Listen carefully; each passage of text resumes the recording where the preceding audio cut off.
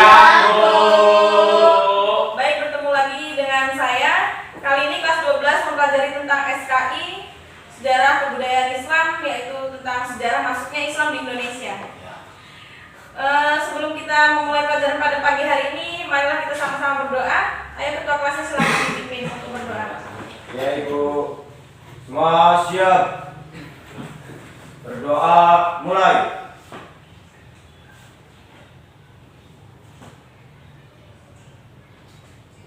Berdoa selesai. Terima kasih kepada ketua kelas. Sebelum kita lanjut ke materi, kita absen dulu ya. Ya. Ya Ibu. Ade Fitriana, Hadir Bu. Fitria Handayani, Hadir Bu. Rizky Kurniawan, Hadir Bu. Suhendra, Hadir Bu. Azam Iza, Hadir. Genta. Hadir. Sakit Bu. Oh, berarti Genta nggak berangkat ya hari ini ya? Ya berangkat, Bu. Izin. Baiklah, hari ini kita akan belajar tentang sejarah masuknya Islam di Indonesia. Wes gampang itu. Azam, Iya, Bu. kompetensi dasar yang akan kita pelajari yaitu satu, menganalisis jalur dan proses awal masuknya Islam ke Indonesia. Yang kedua itu menganalisis sejarah kerajaan Islam di Indonesia.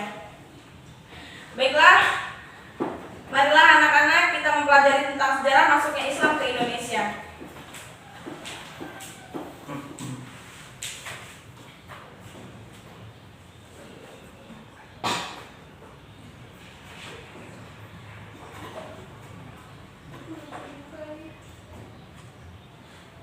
Ada banyak teori yang menerangkan bagaimana agama Islam masuk ke Indonesia. Dari semua teori tersebut, kebanyakan menggambarkan Islam masuk pada awal Hijriah atau sekitar tahun 700 Masehi, pada masa kehilafan Islam di tanah Arab. Kehilafahan tersebut mengutus utusannya untuk datang ke Nusantara dan menyebarkan agama Islam di Nusantara. Hal ini dibuktikan dengan adanya kampung Arab atau pemukiman Arab di pesisir pantai Sumatera yang banyak dijumpai oleh para pedagang pada masa itu. Dengan adanya pemukiman Arab, inilah yang dijadikan menjadi salah satu teori awal mula masuknya Islam di Indonesia. Ada yang tahu tidak ada berapa teori masuknya Islam di Indonesia? Belum Bu. Ada 4 Bu. Ada apa, Bu, kayaknya? Ya, Uswatun. Yang pertama teori apa, Uswatun? Teori India Bu atau Gujarat. Teori ini dicetuskan oleh siapa?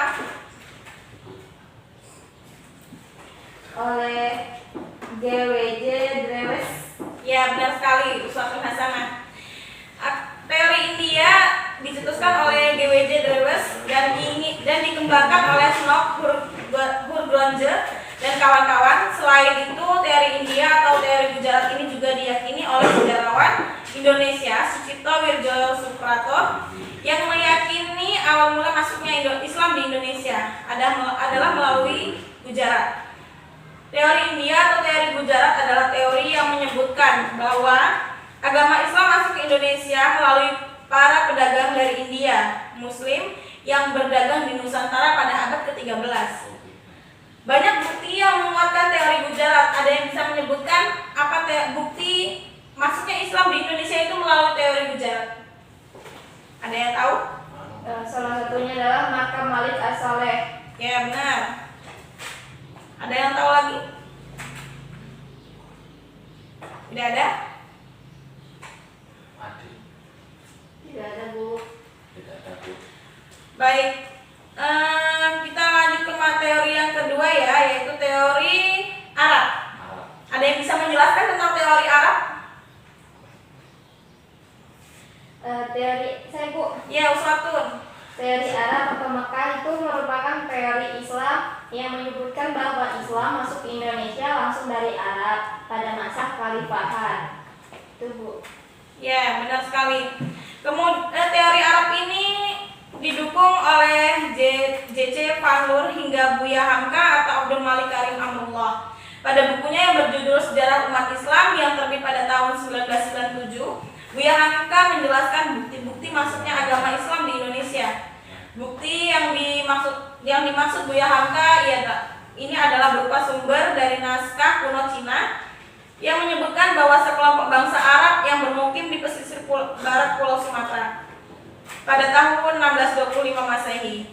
Selain itu, di kawasan tersebut yang pada saat itu merupakan kekuasaan kerajaan Sriwijaya, juga ditemukan batu nisan yang bertuliskan nama Syekh Rukunuddin yang wafat pada tahun 672 Masehi. Teori yang ketiga. Ada yang tahu teori yang ketiga? Saya Bu. Ya. Teori Persia Bu. Ya benar Rizky. Bisa dijelaskan Rizky teori Persia itu apa? Pembawaan berasal dari Persia Iran. Kesamaan budaya Persia dengan budaya masyarakat Islam Indonesia seperti peringatan 1 Muharram. Ya. Yang kedua, kesamaan ajaran Sufi Syekh Siti Jenar dengan Al-Halaj. Yang ketiga, persamaan istilah bahasa Iran dalam tanda-tanda bunyi harokat huruf Arab. Yang keempat, maka Maulana Malik Ibrahim di Gresik 1419. Yang terakhir, persamaan lereng di Gresik dan lereng di Persia. Cukup Ibu. Ya, terima kasih ya Rizky. Baik, saya akan menjelaskan tentang teori Persia atau teori Iran. Teori yang menyatakan bahwa asal mula Islam masuk ke Indonesia dari negara Persia yang sekarang bernama negara Iran adalah teori yang didukung oleh Husain Jajadiningrat dan Umar Amir Husain Jajadiningrat. Pendapat jika teori Persia ini selaras dengan asal mula masuknya Islam ke Indonesia. Hal ini dikarenakan menurut Jajadiningrat, kebudayaan Islam di Nusantara memiliki banyak kesamaan dengan kebudayaan Islam di Persia. Salah satu contoh kebudayaan Islam di Nusantara yang mirip dengan kebudayaan Islam di Persia adalah kaligrafi. Kaligrafi yang ada di makam batu nisan di Nusantara.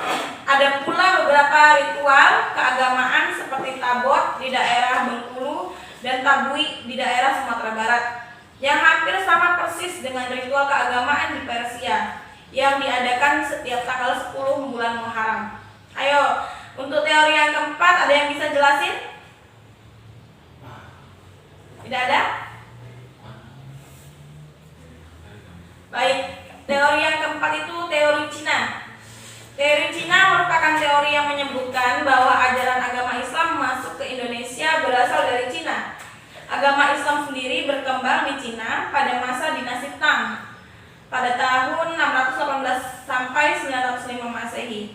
Islam masuk ke Cina sendiri dibawa oleh panglima muslim yang bernama Sa'ad bin Waqqas yang berasal dari Madinah pada masa kekhalifahan Utsman bin Affan.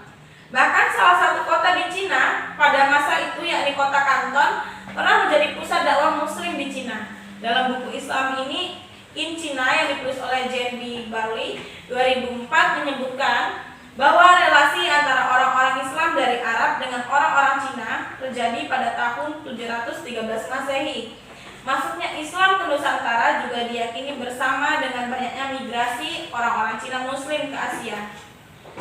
Bukti lain dari teori Cina adalah banyaknya pendakwah yang berasal dari keturunan Cina yang mempunyai pengaruh besar pada masa kerajaan Demak. Selanjutnya kita akan membahas tentang 7 jalur masuknya Islam ke Indonesia. Ada yang tahu 7 jalur masuknya Islam ke Indonesia? Ada yang bisa menyebutkan? Saya Bu. Ya, Suhendra?